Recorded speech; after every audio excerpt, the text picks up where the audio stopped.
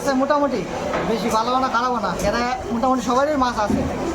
মাছ অন্যবারের মতন বাজারে বারে মোটামুটি ভালো না, চাহিদা আছে কিন্তু মাছের রেট শুনলে কাস্টমার সবাই জায়গা রেটটা একটু মানে বেশি। কীরকম দাম?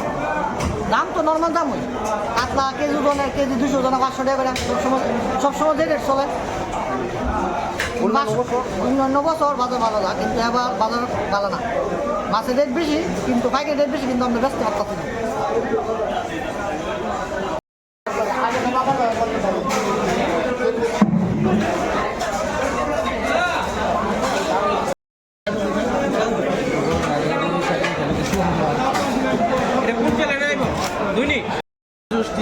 ব্যবসা মোটামুটি বেশি একটা ভালো না, ইলিশ মাছটা বেশি চলতেছে আর কি, কাতলা মাছটা একটু কমই, অন্য বছরের থেকে কাতলা মাছটা একটু কমই চলছে।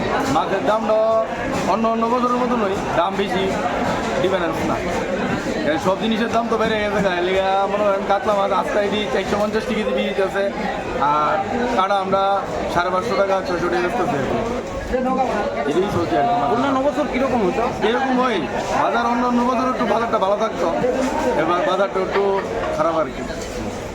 মানে মাছের কোয়ালিটি খুব ভালো, এবার অন্য বছর থেকে মাছের কোয়ালিটি খুব ভালো হয়েছে।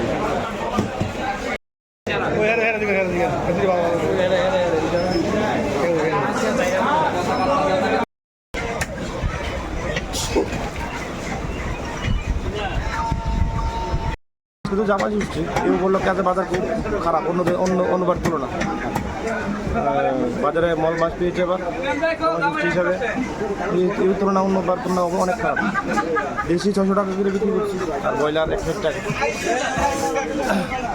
অন্যবার কীরকম করছো? অন্যবার খুব ভালো থাকে, এবারে খুবই খারাপ, অন্যবার তুলনা খুবই খারাপ, এবার চাহিদা নেই কাস্টমার। ঠিক আছে।